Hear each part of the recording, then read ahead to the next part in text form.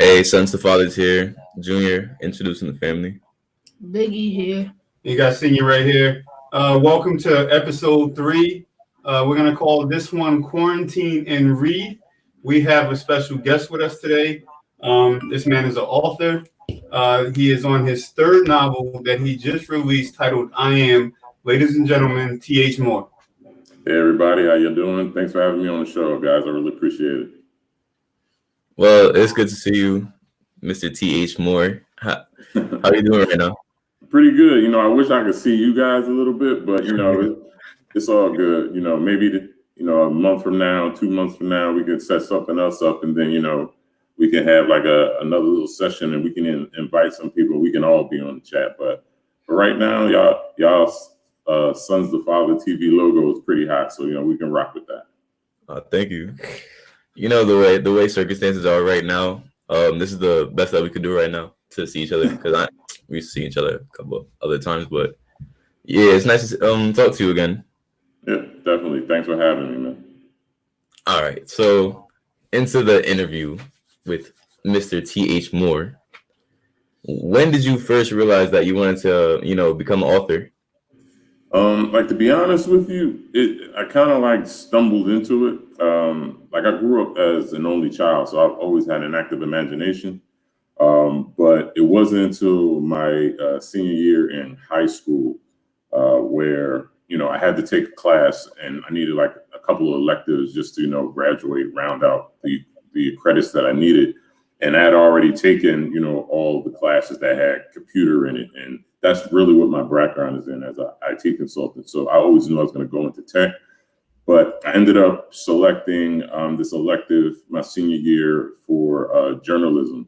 And it was attached to the high school newspaper. So that's kind of how I got the first taste of it. So I had to go out on interviews. I had to, write my article. I had to, do rewrites once my editor handed it back to me. And then that entire semester, I published about 3 stories and people read it and they actually enjoyed it. So that's the first time I got the feeling of, writing something, publishing it, and having people read and enjoy it. So that's kind of the first time I got bit by the bug. So after that, I kept writing stories in private and in secret without any intentions of publishing it. And then, fast forward 20 years later in my 30s, I decided to publish my first book. And that's how The End Justifies the Means came about. So 15 years later, I'm 13 books. I'm sorry, I said 13. That was multiplying books. I'm 3 books in and, everything's working out well. So I can't complain. It's been a hell of a journey. Oh, you had people reading your stories in your senior year of high school? Yeah, but it were high school articles. I remember my first interview was with the high school wrestling coach. And, I've never wrestled. I don't know anything about wrestling. So I had to this was way before, the internet was what it was. I was using Netscape and we were using dial-up. So I had to do a little bit of research to, get familiar with the terminology. So I didn't go in there asking stupid questions. So it worked out and, the people seemed to like the interview. So, it was, I'm fortunate that I did decide to pick journalism. So this has been, I didn't even know that about you. And I've known you for a while now. This has been building up for a while now. Yeah. But it was I'll be honest with you, is I never, even when I was writing stories in private, I never thought that I was going to publish a book. Because truth be told, from grade school all the way through college, I strived in math and science classes and tech classes. I never really strived in English. So it never dawned on me that I would end up, publishing and writing and things of that nature. But, things just worked out for me. And, I'm glad that they did because, people enjoying the stories with each book. I'm increasing my readership. I just sent a quick shout out to Mocha. I'm messing up the thing already. Mocha Sisters Read Book Club. Those are the ladies that I just shipped out a bunch of books out today. And they're my first really, really big book club. They have 9 different, they're located in 9 different cities. So every time I release a book, we're making positive strides. So, I can't complain at all. you're out there, you're getting your name out there. You got a bunch of book clubs now. Yeah. So I mean, that by itself that's a huge accomplishment right there. Yeah, I mean, it's something that I'm slowly getting used to, and like I'll have conversations with people that I'm like, to me, like I'm a computer geek. I'm into tech, but I've never gotten used to calling myself a writer. But it's, I guess, like 3 books in, I have to kind of accept that. But it's still kind of not. I'm not completely comfortable with it. So I'm becoming accustomed to it now. But again, like I never thought that this would be something that I would be doing. But I'm glad that I did decide to do it. Okay, cool, man. All right, you mentioned the ends justify the means. Was that the first book that you published? Yeah, this right here, The End Justifies the Means, which is a urban fiction suspense novel based out of Camden, New Jersey, and Philadelphia. And for that story, I use a lot of my personal experiences for creating the blueprint of the story. So I was originally born in Southwest Philadelphia, lived there for 10 years, and then my mother and I moved over to Camden, New Jersey, and that's where I lived until I went off to college. So I use a lot of my personal experiences growing up in the city and some of the obstacles that I had to avoid. And I kind of just basically molded it into a story. And that's when I introduced myself to the world. But like, I'll be honest with you, I wrote the book kind of like as a bucket list type of thing. I had no marketing. I had no website. To be honest with you, I didn't care if people liked it or not. I just wanted to leave something behind so that when my time on earth was gone, that I can say, hey, I left my mark. I left something behind that people will be able to enjoy. And now you say that. I remember when you released that book. Yeah. I remember when and I was looking, I was like, where did this come from?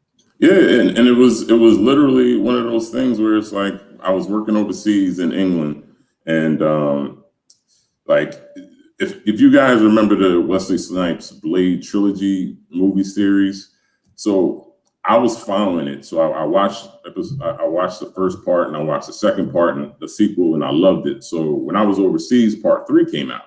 So I was looking forward for them to close out the series, and with each series, it got better. So when I sat down and I watched the movie, I was completely disappointed. Like, it pissed me off so much that I walked out of the movie theater.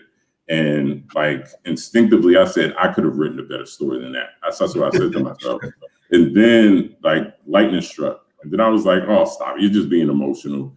And then I was just like, sleep on it. If you feel the same way tomorrow, then, start writing. And then when I woke up that next morning, that was the first thing on my mind. So Blade, that contributed to, feeding your motivation for this. Yeah, I gotta give a shout out to Wesley Snipes for making Blade that part 3 that you should not have made, but we appreciate you, brother, because that book made me start writing. So thank you for that, bro. All right. All right, go ahead. So give us a short overview of your new book. Okay, well, with I Am, it's a funny. Well, it's not a funny story. It's just a different story because I was in the middle of writing volume 2 of my second book, which is The Devil's Whisper. So this is the first book of a trilogy. So I still have 2 more stories of this book to come out. And I was actually in the middle of writing volume 2 of The Devil's Whisper. And then if you guys remember, about 2 years ago, there was always like on the news, we were always seeing every week, like an unarmed citizen was being, murdered by police. And it consistently happened. Sometimes it was like, we would hear a story on the news where it was more than one person being murdered by the police. So it was getting to a point where I was getting angry. But I kind of like I asked myself, I was like, if I'm angry, if I'm working in corporate America and like I pretty much have a good life. If I'm upset, I can only imagine how other people are feeling. And yeah, you're right. That time, I think with Junior and Big E, I think y'all even remember that. When you hear all the police shootings that will come on the news. Yeah, this was around the time like Orlando got killed, Michael Brown got killed. Sandra Bland got killed, it was almost like dominoes, but they were just dropping like flies. And it seemed like all these shootings were happening, and it was like nothing was happening. So nothing was. It seemed like everything was justified, even though as a culture we felt it was not justified at all. Exactly. Especially if you look back at the Sandra Bland. I mean, that all by itself was crazy. I remember that. Yeah, you remember that too, right? Yeah, I was looking into that too. That was sad. That was a sad story because it was like they kind of set her up in prison. Yeah, and it was happening too often. I mean, and the thing is, like in our community, in the Black community and the brown community, we know these things are happening. But now with smartphones, there's cameras and there's video, and we can instantly go online and make viral videos, and we can create special effects so easily. Now we were actually seeing consistent evidence of all the things that Black and brown people were complaining about when dealing with police brutality. Now, even with all this footage, just like you touched on, none of the police were being prosecuted. None of them were even being charged. The majority weren't even being charged. So at that point, it's like you just want justice.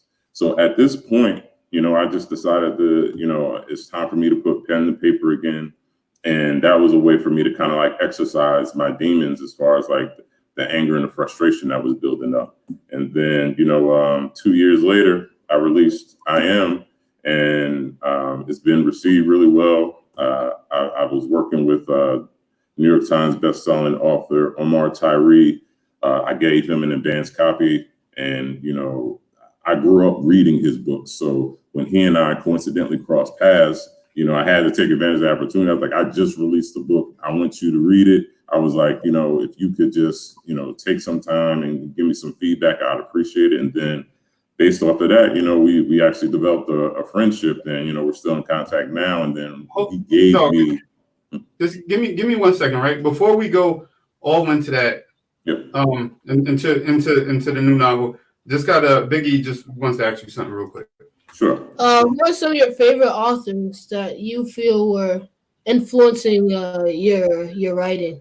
Okay, well, one I just mentioned, Author T.H. I literally grew up reading his books as a teenager, and I read all of them. When I first really started to get into reading, when it wasn't, a class requirement, I read Roots by Alex Haley. And at the time, the book is like 1,100 pages, and like it took me forever. It probably took me an entire summer. But that kind of set off a trigger with me where I found out that I actually enjoyed reading outside of school. So after that, it was Alex Haley, Author T.H., Terry McMillan. Who else am I forgetting? Those are a lot of the greats right there. Those are a lot of the greats. Eric Jerome Dickey. The reason why I want to touch on him is that in all of my stories, I always have two main characters. And I remember reading Chasing Destiny by Eric Jerome Dickey. And that was the first book I ever read where it had two main characters. So I enjoyed it so much, and having all those different storylines to follow. I was just like, when I started to write my own stories, I decided that each one of my stories would have two main characters. So that's like a constant theme with The End Justifies It Means, The Devil's Whisper, and with my new book, I Am. All right, cool, bro. Well, the people that you took influences from had, pretty well-known accomplishments. Eric Jerome Dickey, he was a New York Times bestselling author. Yeah, he was. He is. That title never goes away. Hopefully, I'll get on the list one day. Author T.H., like I said before, he was. Terry McMillan. So I was fortunate that the people that I gravitated to and the stories that I enjoyed, they, were well known and, respected authors in their respective genres and, worldwide. So, if they came out with books now, I would still end up reading it. But, Author T.H., he's transitioning over to video now and producing movies. So who knows? Maybe that's in my future too. Okay, cool. All right. So you got something? No. All right. So let's get into the book, man. Yep. But this is you get right to it in this book. Oh yeah. I give it. this book isn't for everybody. But you tell the story, and I admit I've called you a few times while I was reading this book, and I was going off on you. I was like, bro, it doesn't make any sense. Like this, I'm trying not to give the whole story away because I want them to go out there and I want you to read it. But dog, tell me what was your research like for this? Because it's very clear that, I mean, you did your homework with this, as far as with the legal system, the court system, the justice system, and everything involved with the laws and the states and everything else. Well, how I got started and get into with the detail, like obviously, like you just got to do like regular research. But I also know people like you who are in law enforcement, on the local level and even on the federal level. So we would have these type of conversations in our circles. Like again, like going back 2 years ago when we were seeing all these shootings, I would have conversations in like WhatsApp group chats with my friends who were federal agents. I would have regular conversations in person with people who are cops, and we would have a respectful conversation about my point of view from as a citizen and their point of view as law enforcement. So it just basically got to a point where I decided that I had enough information. I could write a story that would force an uncomfortable conversation. And that's ultimately what I want out of this story. I wrote the story as a literary warning to America that we're heading in a trajectory in this country that's wicked and unhealthy. And in order for you to come up with a resolution to a problem, you have to number one, admit that there is a problem, and then number two, take actual steps and put action behind coming up with solutions for that problem. So that's basically what I'm doing with the book. And just like you pointed out earlier, I didn't pull any punches. I purposely made the book not politically correct. I'm not stroking anyone's ego. I'm just telling the facts as it is. And also one thing I want to point out before your next question is that this book isn't anti-cop and it's not anti-law enforcement. What it is anti-bad cop and anti-bad law enforcement. If you're a bigoted cop, if you're a racist cop, if you're just a bad cop and you don't deserve to have a badge, I wrote this story to get you out of your job. I want you to get fired. I want you to go away. I want you to find a new profession, because there's no other profession on earth where your job will allow you to murder someone and you not even be arrested, not be charged, not have a trial, and still keep your job. And on top of that, go on vacation, and my tax dollars are paying for it. So this story needs to be told so that people can have a conversation. We have this honest conversation so that we can come up with solutions to stop police brutality before things get out of hand. All right. Now, how did you go about selecting the two main characters? Like, what made you pick both of them? To be honest with you, I wanted, just like I kind of like touched on in the previous question, I wanted to tell this story from both perspectives. So I wanted one of the main characters to be law enforcement, and then I wanted the other main character to be a citizen. But in my other stories, my two main characters were never married. But in this story, I figured if I make those two people married, and if they're coming from two different perspectives as a law enforcement and as a citizen, that'll create some extra tension. And on top of that, wives and husbands have to talk to one another, even when you don't like one another. You created a lot of tension very early in this novel. Oh yeah, I started like right from the start. And I looked out, at first I was looking at it and I was like, there's no way there's any relation right now. And then and then when I looked, I was like, I'll be damned. And then now from that point, it's now you got her view of how she sees things from the citizen point of view. And then you have him on the law enforcement side looking at it like, all right, well, this is my job. Like, this is the job. This is what the job is. And it's hard for citizens to see that because everybody thinks that, if the cops can just, law enforcement has a split second to make a decision at times. Absolutely right. Absolutely. But in a civilian's mind, that split second is like, maybe 10 seconds. Yeah, because our exposure is television, and like television is drama. So like on TV, like if a cop is about to shoot somebody, they see the person. There'll actually be scenes where it goes in slow motion. So in our mind, because we're not in your guys' shoes, we don't understand how quickly you can lose your life.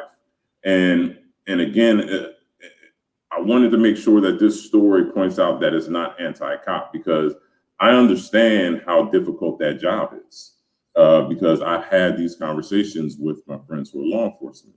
So it's not a thing where the story beats them up, but it was more along the lines of we have to have a mutual understanding for one another. So just like you pointed out, I have the two main characters, Sandy, who is a surgeon, that's the wife, and Xavier, who is who's a sergeant in the police department, that's her husband.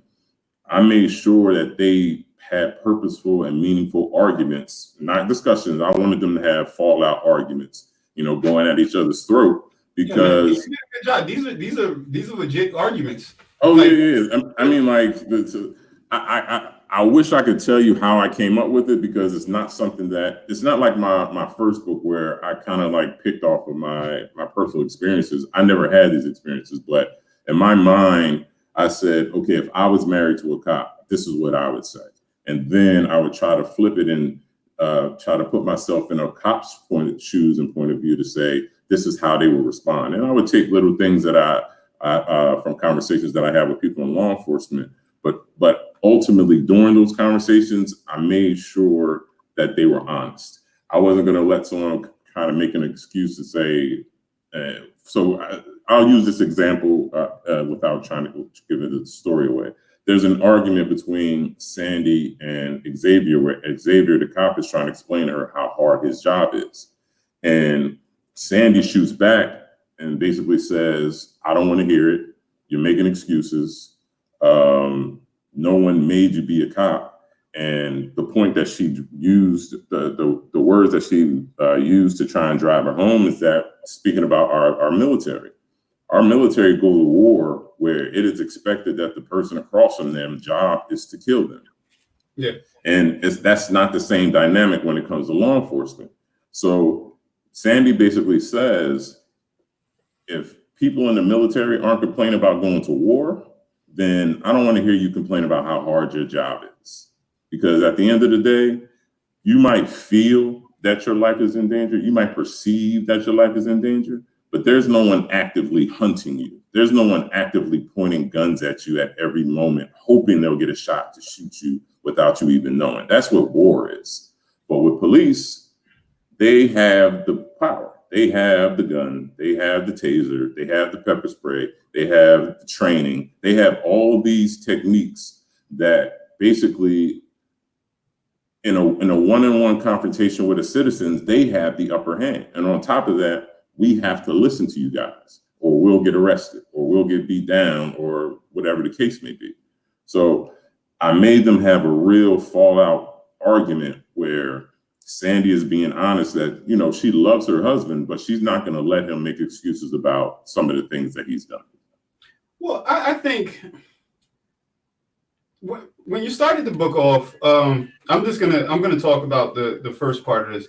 Go ahead. I'll stop you if you go crazy. When she finds out that was her godson, I believe, that was shot and killed, right? Right. By accident. And then it so happened to be she turned out to be the surgeon that operated on him. Correct. He eventually passes away. All right, stop there. You're giving away too much. But that whole scene right there just set up all the tension for the rest of the book. Yeah. Because right after that, we finally meet Xavier. Mm-hmm. And from there, it's like it's the two of them are just nonstop. Yeah. And I also introduced that Xavier is a cop. So yeah. You don't know that until what happens in the first chapter happens. So, and like, I'll be honest, like, I get random like text messages and, DMs on social media and emails from readers where they're like, hey, this first chapter, like, dude, we're angry at you, we're mad at you. You have me crying from the first chapter. And I'm like, good, because I need to evoke that type of emotion from the reader in order for them to feel that pain, because only if you feel that pain can you empathize. And the only way that we're going to get to solutions is if you have empathy for the person that you're trying to create a solution with. And that's in any relationship. That's not with, just law enforcement and things of that nature, even with girlfriends and boyfriends and husbands and wives and brothers and sisters. If you don't have empathy for your counterpart, you don't care what happens to them. No, but if you do, you don't want to see them hurt. So, as an author, you went into, writing the book in a specific way, correct? Like, was it difficult trying to like portray your message that like you're not anti-cop, you're anti-bad cop? I don't think so, and the reason why I say that is because I made sure that I repeated that theme. It wasn't like, okay, I'm gonna say it this one time on page 38, and I'm never gonna say it ever again. Like there's a passage within the book where there's an entire message where someone, and I don't want to give away who's saying it, someone in the story is basically explaining almost.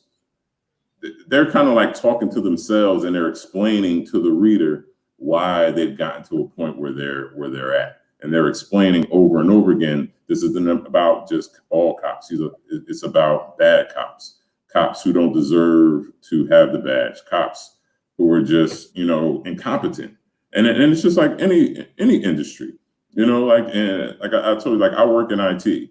If I have one of my coworkers, they crash a website, we're going to walk him out the door. We're going to take his credentials, and he's going to lose his security clearance. It's that simple. It's not going to be a conversation. He's not going to be able to appeal it, and he's not going to be able to get his job back. And that's just crashing a site. Now, on the law enforcement side, we're talking about you taking someone's life. So that person's not here anymore. That person's family is affected. That person's friends are affected. His coworkers are affected. And that's the point I'm trying to drive home. When these type of things happen in the news focus is always on the victim, about the person who died. But you got to go beyond the victim. That mother doesn't have a son or a daughter anymore. That victim was a grandchild to someone. They may have had children. Someone is not coming home to their children anymore. So it's like I use these little tricks to kind of like help create empathy so that people can, again, have this conversation, this unsettling conversation, this difficult conversation, so that we can, squash police brutality once and for all. So how did your law enforcement friends react to your book? It's been good, to be honest with you. I haven't had one yet who's read the book who said, I don't think you were fair or something like that. The only time that I do get feedback are from people who have not read the book, because they just read the description or they watched the video trailer for the book where, there's an active rebellion against police in the video trailer. And they just automatically assume I'm saying I'm anti-cop, I'm anti-law enforcement. But, that's the easy way out. That's the lazy way of addressing it. But everyone who's read the book, they don't feel that way. Okay. Did you think that you would be met with resistance because of the book? Oh yeah. Oh yeah. So, full disclosure, I have concealed carry and my gun goes with me everywhere. Jesus Christ. I'm dead serious. I'm dead serious because and it's not a thing where I'm looking for trouble, but I live in a state where pretty much everyone carries. Like I live in Virginia. They have concealed. It's easy to get concealed carry. I see people with their guns when their t-shirt goes a little bit too high, and I see bulges and stuff like that. I do not need someone who hasn't read the book who's mad at me, running up on me, trying to be crazy. So I need to protect myself. But I during the promotion of the book and and during the writing of the book, I was always thinking about it. I'm just like, make sure that you write this responsibly, because you don't want to piss people off because I was careless. So, but on the flip side, I also know that you're not going to be able to please everyone. So yeah, because different people are going to have their own opinion. Yeah, and I come across it. Like I've posted in certain groups where there are cops who are Black, white, Latino, and as soon as they hear about, you know, the book addressing police brutality, they instantly shut off. And I have to force a conversation with them. I was like, you don't even understand. You don't even know what the story's about. But, you know, their chest starts popping. They start puffing their chest down. They're just like, they want to shut down. So I have to also respect the reality that there are going to be some people who aren't going to hear me. And there may be potentially someone who might want to do me harm. Hopefully that never happens. But in the event that it does, I'm fully prepared and capable to protect myself, and I'm okay with doing that. I am not a turn the other cheek type of dude. Jesus Christ! Come on. Sorry. Look, if my life is in danger, I've researched the laws in different states. I know what I can and I cannot do in Virginia. If you roll up on me in Virginia and you brandish a weapon and I perceive a threat, I will lay you down. All right, I hope it never ever gets to that point. Me too. I honestly don't. I don't want to go to jail. I don't want to go to court. I've never been arrested, and I do not want to be arrested and have to explain to someone. I get it. Let's get out of this whole. You know, am I making you uncomfortable? Am I making you guys uncomfortable? Yeah, you're making us real uncomfortable right now. I'm a peaceful person. I'm a peaceful person. All right, but don't push me. Go ahead, Biggie. What are your future projects? I still have to finish, volumes 2 and 3 of The Devil's Whisper. I also purposely left my new book, I Am, open-ended, where potentially I might be able to write a sequel to it. Well, I'm not going to say might. I know I can if I wanted to. So if the response is really good, I have a sequel for I Am that I can create. And also, this is probably, I'm going to give you guys an exclusive. Starting this summer, I'm going to convert I Am into a screenplay and see if I can shop it as a movie. But that's, you just can't. It's not congratulations yet. Number one, I haven't started it. Yeah, but I mean, the wheels, bro. The wheels are going, bro. Yeah, but the thing is, it's just like, people hear about, or have you thought about making this into a movie? And I'm just like, yeah, absolutely. But just because you write a screenplay doesn't guarantee that it's going to get up on the silver screen. I hear you. And on top of that, you have to sell it. So, I mean, like I'm at a point where I'm comfortable after 15 years with writing a book. So now I'm kind of starting the process all over with the screenplay. So I know there's going to be a learning curve. There's going to be some things that basically I know I'm going to have to invest a few years unless I get lucky and someone really loves the story. Like Wesley, who I told you inspired me to start writing. He decides he want to produce my movie. But so starting this summer, I'm going to start creating it to a screenplay. I even have like a couple conversations with people who I know who are in the production industry. So if need be, the same thing that I did with this book, I'm self-published. So if I don't find a major publishing house to publish my books, I just do it myself. And I'm going to apply the same formula to this movie. If I shop it around for a few years and I can't find someone who decides that they want to invest in the movie and help produce it, I'm just going to do it myself. That's good, man. That's good for you, bro. I like appreciate that. Now, let me ask you this, right? Because I remember the book came out in December of 2019. Correct. The book was done a little while before then. Yeah. You were going through your revisions and everything else like that. What did you think about when Queen and Slim came out? Oh, I'm glad you asked that question. I was actually in the movie theater about a month or two before Queen and Slim came out. And like you see the previews and the trailers, and the Queen of Slim trailer came out. And this is when I was promoting I Am. So I promoted after I finished the book. This is all happening the same time. Yeah, like I was promoting I Am for 3 months before I released it on purpose because I wanted to get the word out. And I'm sitting there watching the Queen of Slim trailer, and I swear to God, I was like, they stole my story.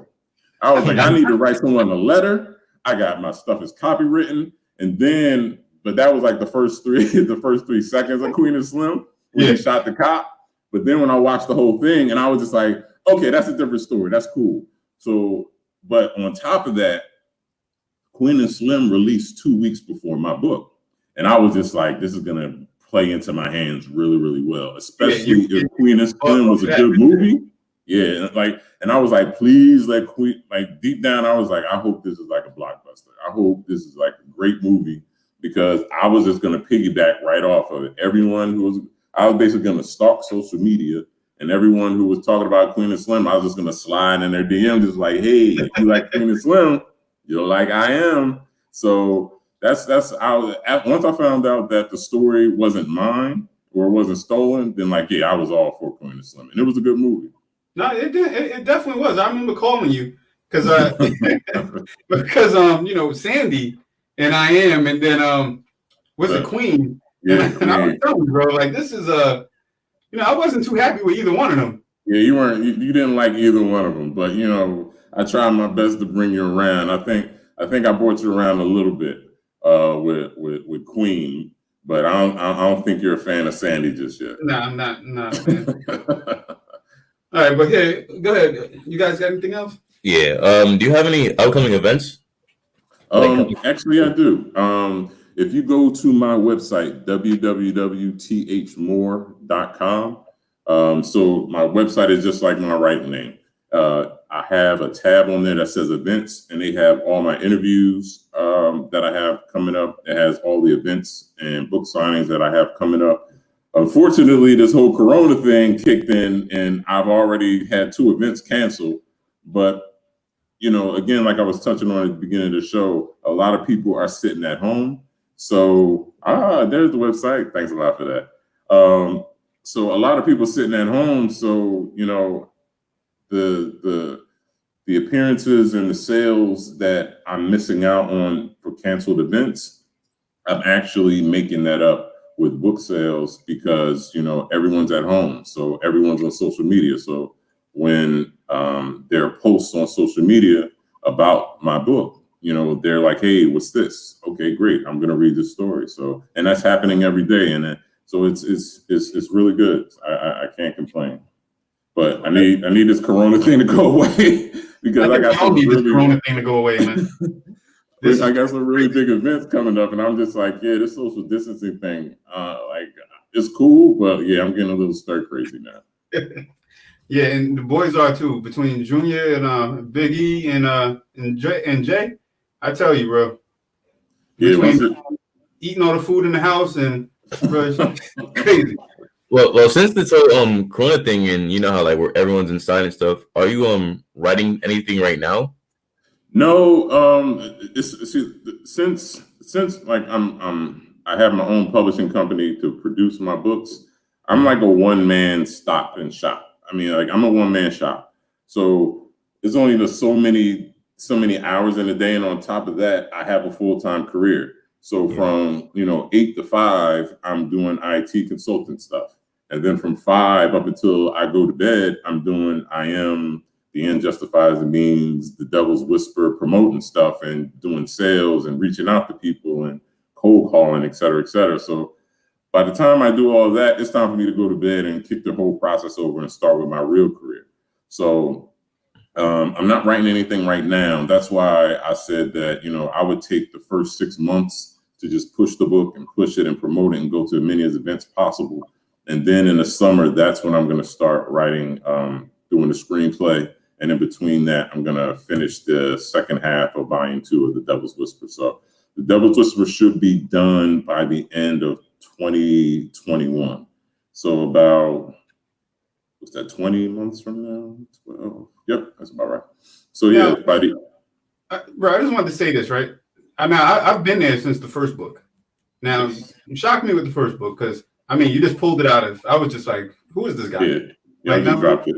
Dropped it. So, no promotion, no marketing, no nothing. Book. He was like, I got a book. Yeah, I read a book. Read it. Like, that was my promotion. So, you know, me and you go back almost 20 years, bro. So I remember reading that book, and I was proud of you, bro. Like, I mean, it's not every day that you know somebody that just drops a book out of nowhere, and a legit book, a legit book.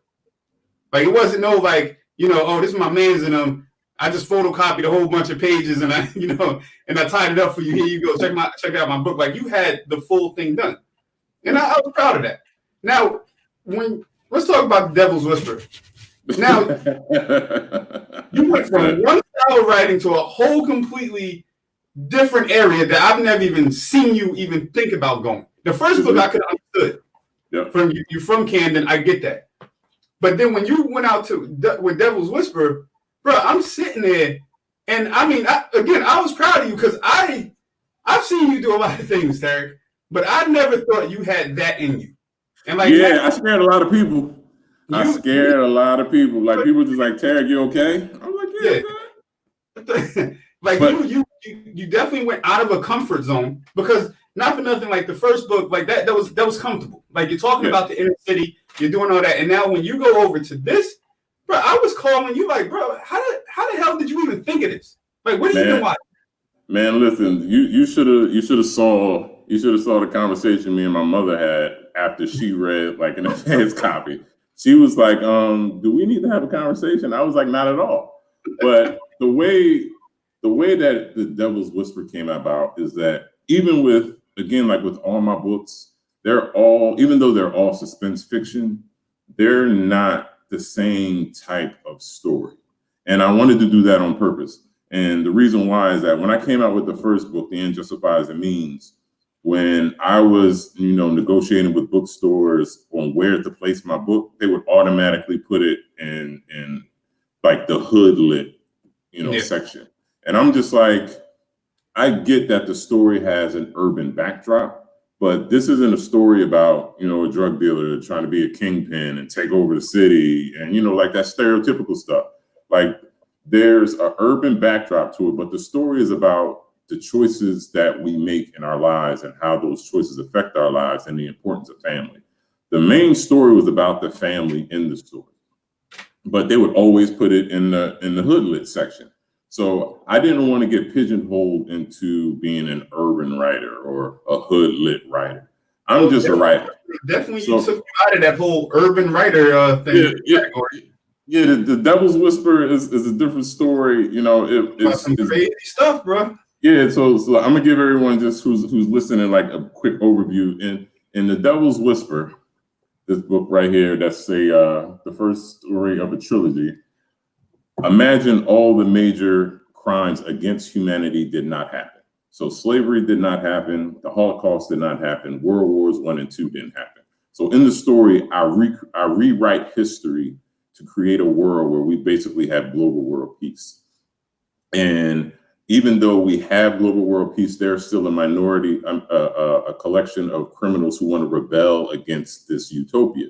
So in the story, society decides to exile people like that to a prison city in Australia. And that's where the story starts, following these two criminals who've been exiled because of the crimes that they committed. And then the two main characters are exiled criminals. One's a pedophile, and the other, she murdered someone, like viciously and violently murdered someone. So these two people deserve to be exiled, and the story follows them and the choices that they have to make and the things they have to do to survive in that type of environment. So yeah, the book is graphic. There's rape, there's murder, there's disease. Nothing good happens in this prison city. And that's the way that I wanted to happen. And people would always ask me, why did you go so graphic? And the reason that I told them that is that this is a trilogy. And at the end of the trilogy, I'm going to make you love the main character who is a pedophile. And everyone's like, oh, no, there's no way you're going to be able to do that. I'm just like, you're going to see. And the reason why I made the first book so graphic was that in order for you to appreciate heaven, you have to experience hell. Because if your entire life is all, cookies and cream and you never experience hardship, you're not going to appreciate the things that you have. But if I drop you off into a story where nothing good happens and everyone is out for themselves and murdering people and killing people and they're fighting over food and, things of that nature, then you'll appreciate the entire transition all the way at the end of the third book, where I'm trying to say something without giving it away, where I've taken you from the hell of volume 1 to the paradise of volume 3. Yeah. So I had to give it to you guys raw. I appreciate y'all going and doing it, but it was rough. You definitely did. There was absolutely nothing good that happened anywhere in the story. Nothing at all. And you know what? In a weird way, mind you, we're only talking about a book right here. We're talking about a book. These people aren't real. Yeah. You did come across is I hated the main character right from the door because of his crimes. Yep. Like his crimes that he committed and the crimes that he was committing. Yep. By the end of the book, I was probably his biggest fan. Yeah, and that's what I'm saying. It's like from the very beginning, I basically was like, look, this is the type of person he is. He's a pedophile. I wanted you to hate him from the first page. And then you start seeing this transition. And I'm not going to tell everybody what happens to create the transition, but you'll see a transition. And it also goes back into like the early conversation that we have about creating empathy for people. Because without creating empathy, you can't get to a point where you can fix what's wrong. And essentially that's Charles's story. So Charles is the pedophile in The Devil's Whisper. He goes through a transition to a place where he recognizes how wicked he is. Now, will he, redeem himself? He's going to have to wait and see and read the books. But I wanted people to hate him and to hate Alina right from the get-go and see if, they can redeem themselves. Yeah, you did a good job with that. I appreciate that. But yeah, I scared a lot of people. They were just like, what's with this, the character being a pedophile? We don't like that. And I was like, that's the reason why I chose it, because like even criminals, in jail, there's two things you can't do. You can't rape a woman and you can't mess with no kids. Even the most hardened criminals, they were just like, yeah, those are no-nos. So I knew making him a pedophile would instantly flip a switch in people where they're just like, oh yeah, I don't even need to know anything else about him. I hate him already. Yeah. And I did that on purpose. Well, the messages you portray in your books, they're kind of like, kind of bold. Would you say? What advice would you give any first-time authors that are like that see your books and like what if they try to like replicate you? What would you give them as advice?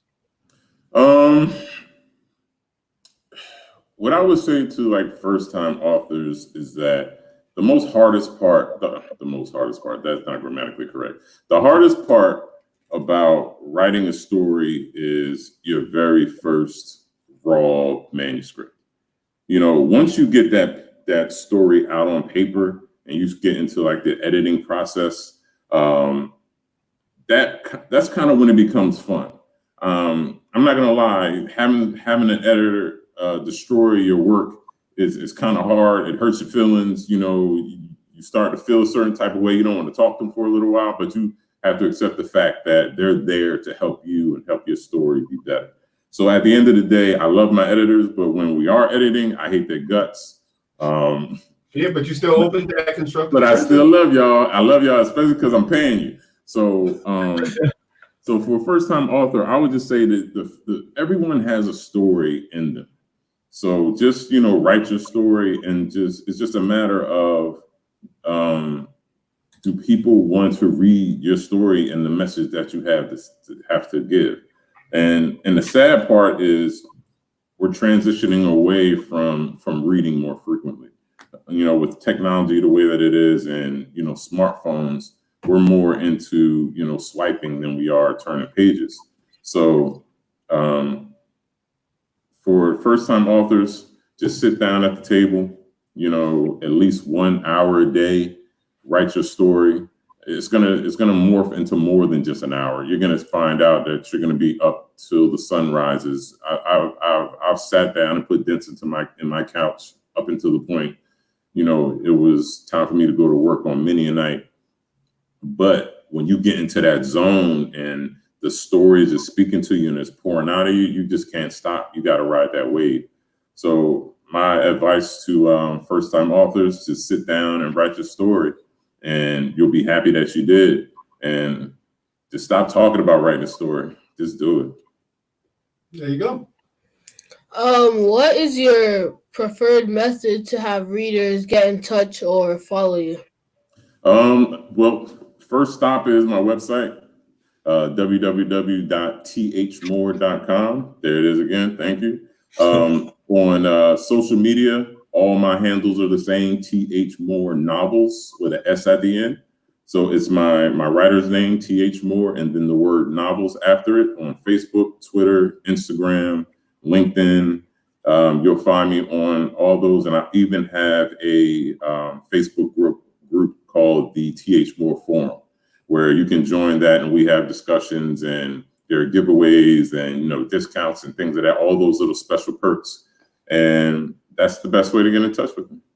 Yep, there it is right there, T.H. Moore Novels. All right, man. Well, we're about to wrap this up. I mean, we're almost an hour in. This is probably our longest episode we've ever done. I didn't even realize it was that long. Yeah, we've been running our miles pretty good. That's a good sign. But no, man, look, bro. Like I said, I've known you for 20 years, bro. And bro, again, I want to say I'm proud of you. Thanks for coming on. Like I told you, this is something that me and the boys do. And thanks for supporting us. You're our first interview that we've ever had. Hey, I appreciate being numero uno. Yeah, we would have loved to have done it in person, but we making it work. And once this epidemic is over, and I'm allowed to leave Virginia and come back up to Jersey, we could do one in person, and then we could touch on a few other things. We can dive a little bit more into the other books. We can talk about business a little bit. I have merchandise on my website where you can get T.H. Moore t-shirts, T.H. Moore hoodies for ladies and for guys. So, we can talk about everything, writing, business, publishing. I could talk about this all day. I bet you could, bro. But again, man, I appreciate it. Thanks for coming on and, giving us your time. And, thanks for just working with us, bro. Hey, you guys keep doing your thing. I've been watching and I see that you guys are getting some good views and y'all getting followers. You guys probably have more followers on your channel than I do on mine. So I'm a little jealous. I'm just like, you guys just opened up a month ago and you already surpassed me. I was like, okay. I might have to holler at y'all so I can get y'all on my marketing team. Just like, yeah, can y'all get me some more subscribers on YouTube, please? We trying over here, man. Our next step is to get this camera situation all figured out. But for right now, we're good with this. For a month in, you guys are doing pretty good. Don't worry. Yeah. So, all right, bro. So again, man, thanks for tuning in. This was episode 3. Sons to Fathers TV, episode 3, Quarantine and Read, with author T.H. Moore. T.H. Moore, thank you for being here. All my friends and all my followers, make sure y'all subscribe to the channel once y'all check out this video. Hit the subscribe button, hit the like button, leave a comment. Appreciate that. Still my handle. There we go. So, all right, so we're getting out of here. Sons to Fathers TV, thank you for taking the time to listen to us. Senior here. Junior here. Biggie here. All right, take it easy, everybody. All right, good night, everybody.